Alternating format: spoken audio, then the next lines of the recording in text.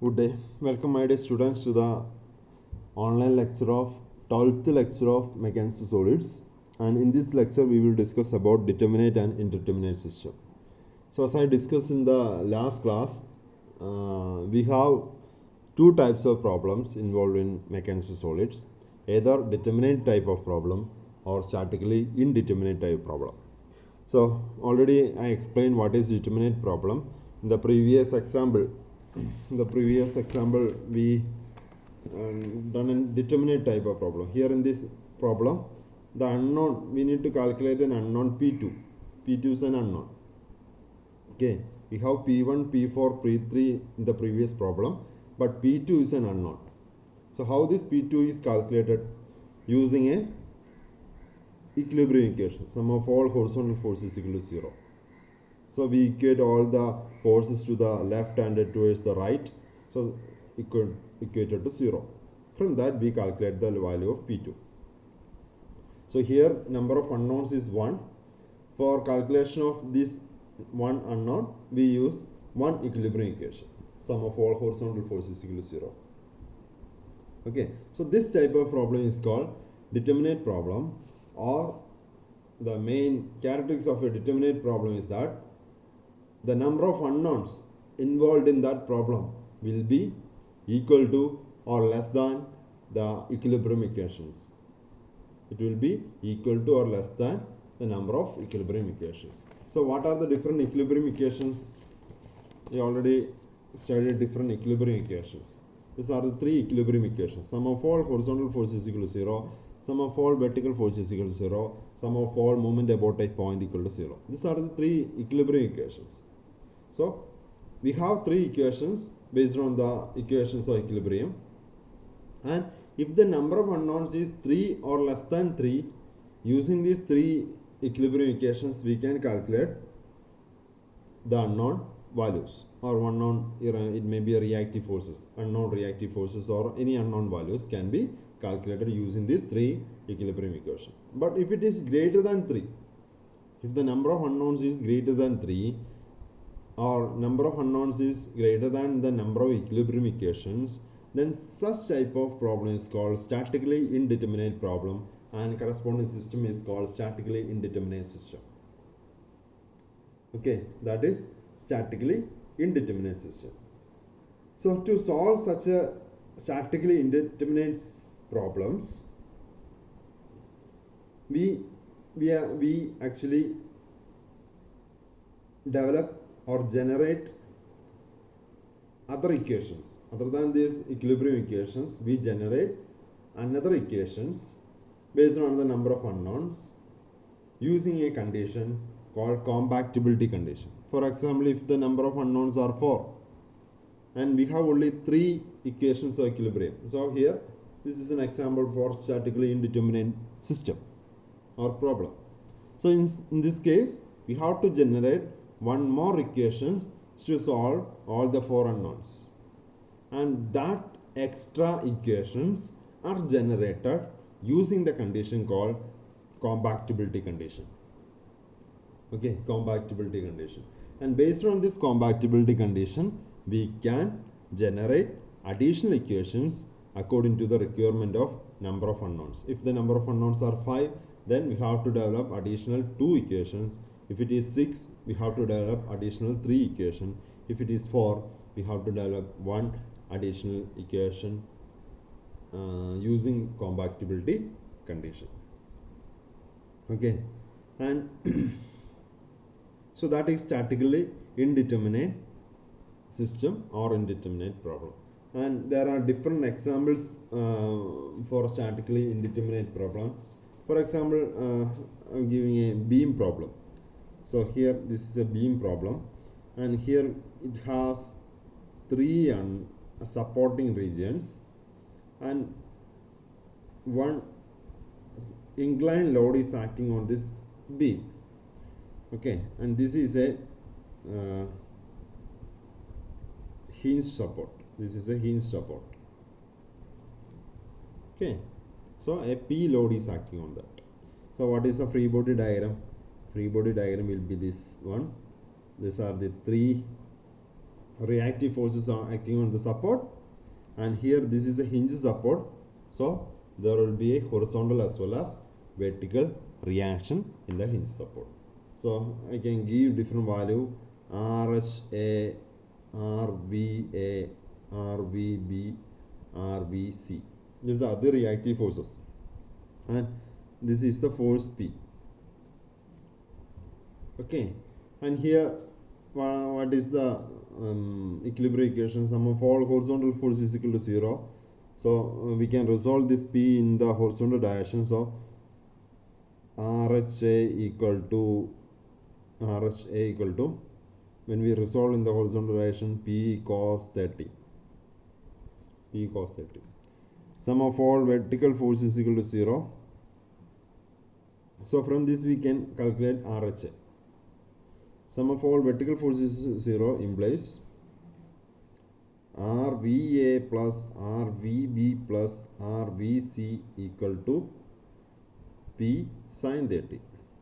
That is a vertical component of this force P. Sum of all moment about a point, this point A equal to 0. That implies RVB into, for example, this is X, this distance is equal to Y. So plus RVC into X plus Y, then this force minus P sin 30 into, for example, this distance is equal to Z into Z equal to 0. So these are the three equilibrium equations. But here we can see, here there are three unknowns. Out of these four unknowns, we calculate this unknown using this equation. Here we have three unknowns. Okay. And only we have two equations. We already used these equations to calculate RHA. Using this equation, we cannot calculate these three unknowns because this equation does not contain these three unknowns. So this is not possible. So we have only two equations. And how many unknowns? Three unknowns. So this is a statically indeterminate problem. And there are different examples for statically indeterminate problem. The first example is the two ends of the beam fixed beam. It's an example for statically indeterminate problem. Another example is composite problem. Composite problem.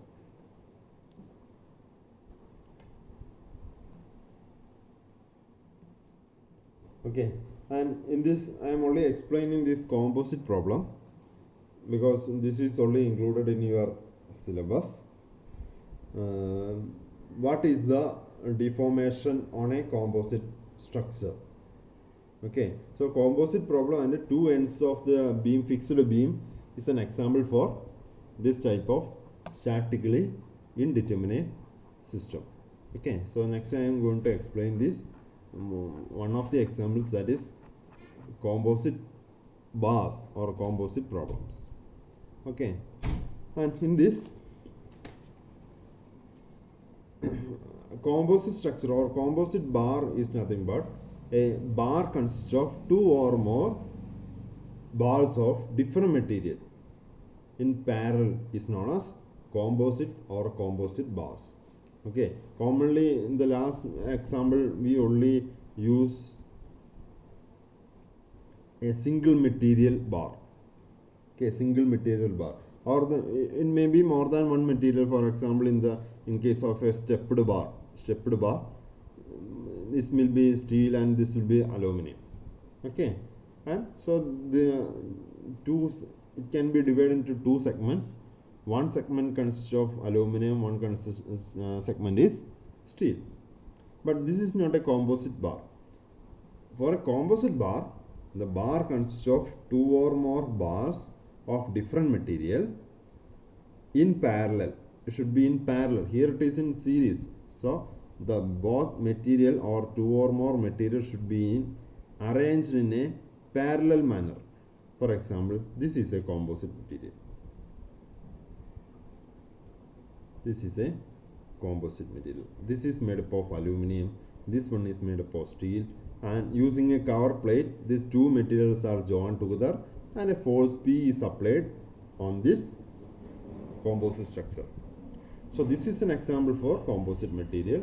Two or more materials or bars with the different materials are arranged in a parallel manner, and load P is act or carried by these composite members. So this is an example for composite structure or composite bar. Another example is a solid bar enclosed in a hollow tube. It's an example. For example, this one. This one is an example.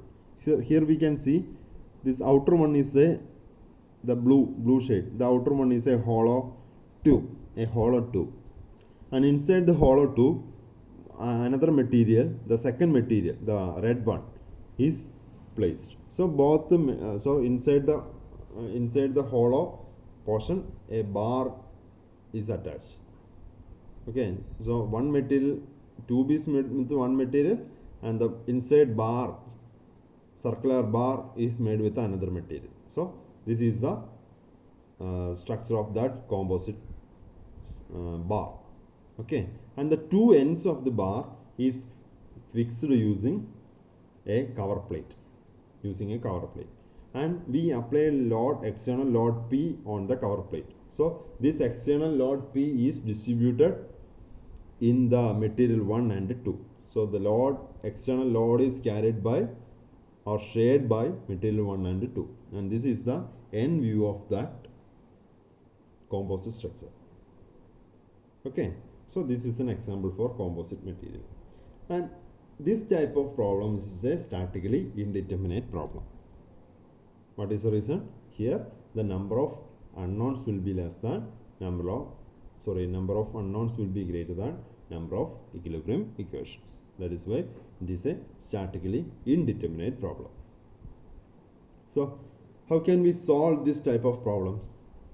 For solving this type of problem, we have to develop another equations using the condition of compactability. Using compactability condition, we can develop more equations, and if the number of equations and the number of unknowns are equal, then we can solve that equation and we can calculate the unknowns. Okay, so let's see how can we calculate this type of composite structure problem or composite bar problems. Okay, first here this bar is made up of two material. The blue one is the material 1 and the red one is material 2. Both ends of the bar is fixed using a cover plate and a load P is acting. And consider the equilibrium equation. Here, what is the equilibrium equation? The total load carried by the entire structure. So the total load carried by the entire structure, that is load P, is shared by the material 1 and material 2. Okay, so the total load will be load carried by part made with the material 1 plus load carried by part made with the material 2. And this is not, the load carried by these two parts is not equal. Maybe out of this load P, maybe 30% is carried by material 1 and 70% is carried by material 2. It will not be 50%. Okay, it may be vary. So how to we don't know how much amount of load is carried by a part 1 or part 2. Okay, so but we know the total load P is shared by the part made with the material 1 and part made with the material 2. So this is the equation. P is equal to total load is equal to P1 plus P2. So that is the equation number 1. Okay, this is the equilibrium equation. And here how many unknowns? We have two unknowns. P1 and P2. But you have only one equation. And two unknowns. So this is an example for statically indeterminate system. Okay, statically indeterminate system. So what we do? What we do in such a statically indeterminate problems, we develop next equation. If we have one more equation, then number of unknowns is equal to number of equations, then we can calculate the unknown values. But here we have only one equation, so we have to develop one more equations to solve these two unknowns. And for developing or for generating additional equation, we use compatibility condition. And what is the compatibility condition here? What is the compatibility condition here? The compatibility condition for a composite structural materials are the deformation on the material 1 and the deformation on the material 2 will be same. That is the compatibility condition. Deformation in the material 1 and 2 is same. What is the reason for that? Here we can see the material 1, part made with the material 1 and part made with the material 2 is fixed to this cover plate. We can see at the two ends we can see the cover plate, and through the cover plate we apply load into material part 1 and part 2. So when there is a force, there will be deformation for material 1 and part 1 and part 2, but that deformation will be same. This is because both ends of these two parts are fixed to this cover plate, so they cannot deform separately or unequal manner. Okay, both the components should be deformed by an equal amount. This is because the two ends of the two components are fixed. So when we apply, for example, I am taking two components. Here I am taking two components. The both ends of the two components are fixed. And when I apply load, the both components should deform in the same magnitude or same amount. Okay, so the deformation or elongation, when I apply tensile load, the elongation on the part 1 and part 2 will be same. That is the compatibility condition. Okay, that is the compatibility condition. And in case of composite structures, this is the compatibility condition used to develop one more equation. So this is the compatibility condition. The deformation in the material 1 and the deformation in the material 2 are same. In the previous lectures we developed this equation. What is the deformation of a bar subjected to axial load? The deformation is equal to PL by AE. For a material 1, we can give P1, L, A1, E1. The load acting on the material 1 is different. Here total load is P, but how much amount of load carried by the material 1 is unknown. We give P1 for that. We give P1 value for that. And A1 is the cross section area of the material 1. That is a known value. E1 is the Young's modulus of the material of part 1. Okay, and P2 is the load carried by the material 2. We don't know that value. And A2 is the area cross section. E2 is the Young's modulus of material 2. And here we can see in this equation L and L are same. Both sides L are same. This is the reason both ends are fixed and both the components are equal length. Okay, so there is no L1 and L2. L and L are same. Okay, so this is the equation number 2. So this is the equation number 1. This is the equation number 2. Here we got one more equation containing P1, P2 term. Okay, here initially we have an equilibrium equation containing P1, P2. Then using the compatibility condition, we develop one more equation in terms of P1 and P2. And other than this P1 and P2, all the values are known. All values are known. So we can calculate P1 by 2. Using this, by solving these two equations, we can calculate P1, P2. So that is the use of compatibility condition. By using compatibility condition, we develop one more equation in terms of unknowns, and then using this equation and this equation, two equations, two unknowns, we can calculate the unknowns from the equation. Okay, and this equation can be rewrite P is equal to P1 plus P2. P is equal to load by area is equal to stress. So we can write, instead of P1 we can write stress into area. Load by area is equal to stress. So stress will be equal to, load will be equal to stress into area. So instead of P1 I can write sigma 1 A1, and for P2 sigma 2 A2. So this is the modification of the equation 1. Okay, equation 1. And similarly, here deformation is same. Both the components, both parts, deformation is same. And what is strain? Strain is equal to change in length by original length, or deformation by original length. Here we can see both the part has same length. So if the deformation is same, if the deformation of the two components are same, then the strain also will be same. But there is a condition for equating strain. If the two parts length are same, L1 and L2 are same, then deformation is equal. That is the compactability condition. If the L1 and L2 are same, then we can say the strain also same, because strain is equal to deformation by original length. If the length is same, then of course the strain also will be same. So when the length of the two member is same, we can write the deformation is same way, the strain also same. So what is strain? Stress by Young's modulus. Stress by Young's modulus, that is E1 by E2, that is modular ratio. So in terms of the previous two equations can be write in terms of stress also. In terms of stress also. This is also in terms of stress. Okay.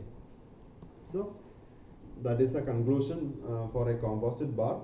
For a composite bar containing more than two materials, more than two parts made with the different materials, and it is a indeterminate problem where we have to use a compactability condition to generate another equations, and using that we can calculate the unknowns. Okay, so that is the composite bar problem, and we will see a example problem for this composite bar. We'll read the problem, and this is the figure. A solid steel bar of this is a steel bar, the center one, and 500 mm long, its length is 500 mm, 60 mm diameter, its diameter is 60 mm, is placed inside an aluminum tube. You can see this is the inside steel bar, and it's surrounding the steel bar we have a aluminum tube. So inside the aluminum tube we have a steel bar. Okay, this like the aluminum tube, this is the aluminum tube, inside the aluminum tube we have a steel bar. So steel bar diameter is 60, length is 500 mm, and for aluminum the inside diameter is equal to 65 mm and outside diameter is 90 mm. Okay, the aluminum cylinder is 0.15 mm longer than that of steel cylinder. Okay, so the cylinder is 0.15, so this has to extend to particular value because its length is different. Okay, so length is this much, and is 0.15 mm. That means 500 is its length is steel bar length is 500, and this will be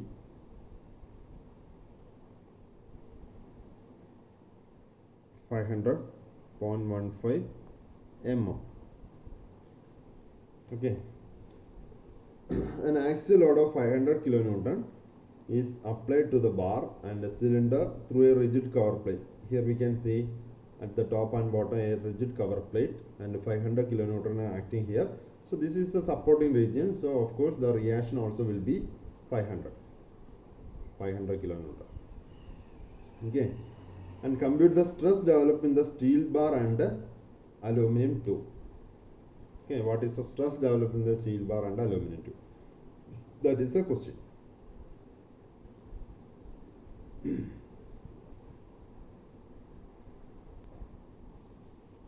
So in this problem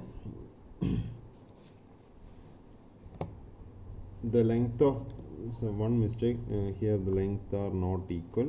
uh, Length of steel is equal to 500, length of aluminum is equal to 500 plus some more extensions of 500 plus 0.5, 500 and 0.5 mm, that is the length of aluminum. This is already given in the question. And the load acting is 500.